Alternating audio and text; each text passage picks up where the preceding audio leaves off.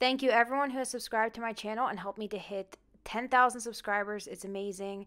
I asked you guys what you would like to see on my channel, and a ton of you guys wanted to see bullet journal spreads for school, so that's what I'm bringing you today. A couple of disclaimers before we get started. In the meantime, I'll show you some of the supplies, and all of that will be linked below as always.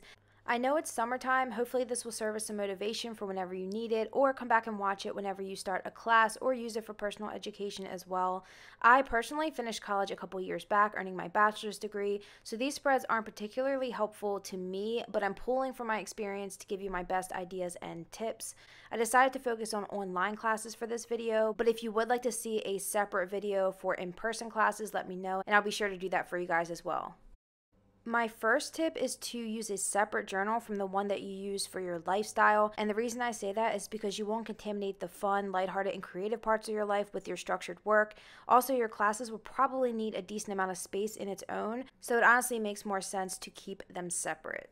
Okay, so I'm just starting off with the title page here just to show the purpose of this video. I'm writing out the words bullet journal spreads for students, and then at the bottom online classes, which you'll see shortly. If you've seen any of my monthly bullet journal setup videos or any of my other videos where I showcase my lettering, then nothing is new here. I'm just adding some highlights and some little details and some shadows as well. But going back to why I decided to do online classes, I wanted to start with this because I feel like there's not a lot of advice on how to manage your time and priorities while in an online program. Not to mention, online school requires that be your own boss kind of system, which gives you the time and motivation to thoroughly plan like this. When I took in-person classes for my community college degree, I didn't have a ton of spare time to do something like this.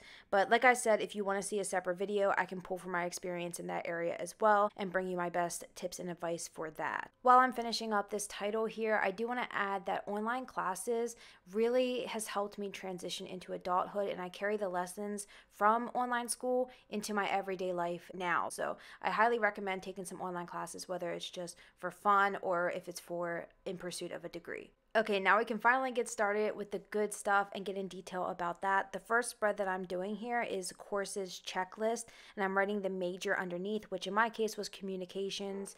And the reason I think this is important is because it's so hard to keep track of all the classes that you've taken and all the classes that you have left, and then to plan for the future so that you're taking all the classes at the right times, let alone seeking a professor out that has good reviews, which has helped me a lot to do that. So I actually planned a lot of my classes around the professors that I wanted. Another thing this is helpful for is keeping track of your prereqs so that you don't plan to take a class that you don't have the correct prereqs for, and also to know exactly when you will graduate, which is one of the reasons that I add something really cool at the bottom of the spread you'll see shortly. But I'm going to use a couple classes from my past as examples throughout these spreads and just fill in and adjust it according to your own schedule, of course. So I'm making this little chart to keep track of the classes and just make it so it's easy to reference.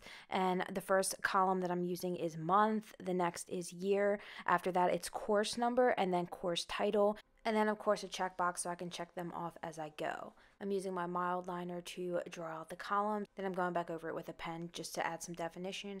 And at the bottom, I'm putting a countdown to graduation. And to make this actually usable, I'm making little brackets at the bottom and leaving a space to add a sticky note, so I can update it as I go. I can just pull off more pieces of sticky notes and add it in this space, and maybe every week I would recommend updating this. Or instead of doing days as I should, you could also do the number of weeks that are left, because I know I'll keep talking about this, but I know that weeks are super important, probably most important when you're in online classes. Everything's about the week number. As for filling out the chart, I'm just using some of my classes that I remember taking, some of my favorites. For the month, I'm putting 8 August, and then for the year 2018, of course.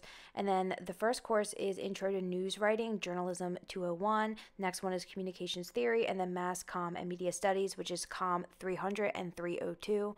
And then moving along to the next spread, this is going to be my semester schedule. So this one, you're going to want to recreate each and every semester, whereas the first spread, you can just use that for all your classes together. So I would make that the first page in your journal, and then keep recreating these next spreads for every semester that you're taking classes. So I'm just doing like the same title for all these spreads, and then I recommend maybe changing up the colors for different semesters. That way when you flip through, you'll know exactly which spreads go together.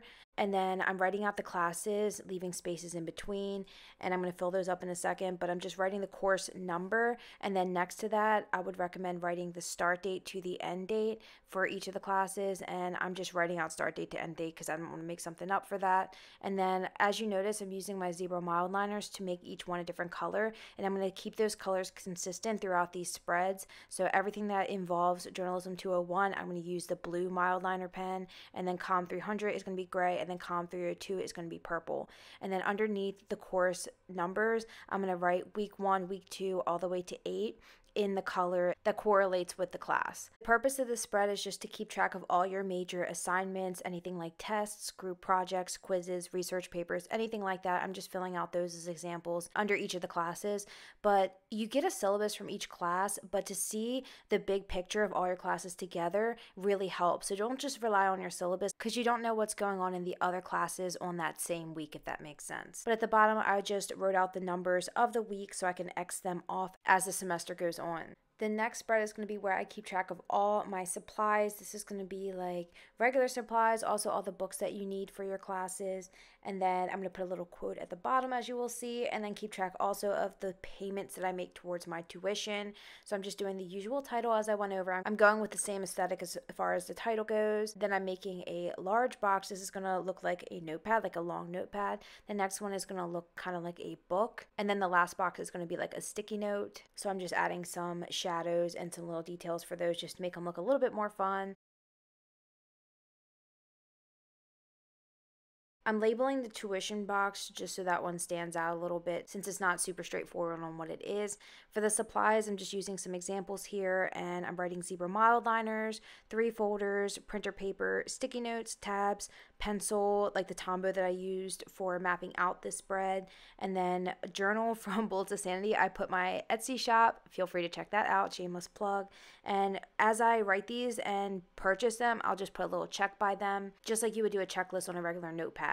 And then for the books, I'm just writing out 2 books that I know I had to purchase when I was in these classes. And then as I said, I'm using the color that correlates with the class. So the first one's the AP style book, which I needed for journalism. And the next one is Intro to Com, which I'm putting Com 300 color, gray. And then for the tuition, I just wrote that the first payment was made on 9/1, or I will make it on 9/1. And I put $400. And the second payment, I'm writing out the date, but not the amount, as if I need to still pay that. At the bottom, the quote that I'm writing out is organization is key, and that's just a fun little reminder that the spread definitely needs to be kept up on, and definitely add some quotes in just to make these spreads a little bit more fun and to remind yourself why you're in this and why you're doing this. Okay, and then once I make that lettering just a little bit more fancy and fun, we are done with this spread and moving on to the next page. I'm going to do one spread like this, but please recreate these for all your other classes. It's just going to be the same exact thing with a different title, so I didn't feel the need to map them all out for you here.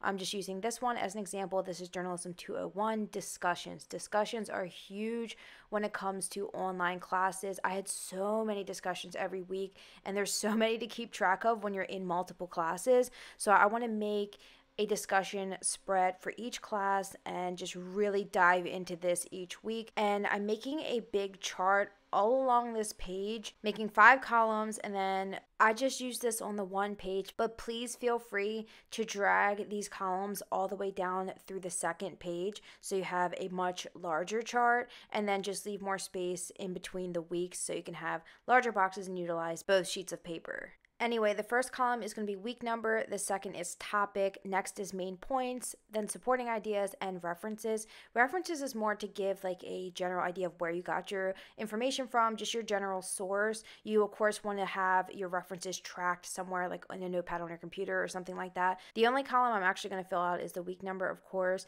and I messed up on the spacing, so I just fixed that by making like little black splotches where the week number should be, and then I'm going over top of that with my white jelly roll pen to label the weeks. I'm not sure how well this stands out on camera, but in person you can clearly see the white pen against the black, and it turned out pretty nice. I like this actually better than what I was going to do anyway, because it really draws attention to the week number, and it also pulls from the black in the column title. Of course, that's the lettering in me speaking. But after that page is done, we are done with all the spreads that we're creating today for this video. I really hope you guys enjoyed this and got something out of it. Let me know what your favorite spread is, and if this helped you out. I would love to hear from you guys in the comments. Thank you so much for watching. Please subscribe if you haven't already, and I will see you in my next video.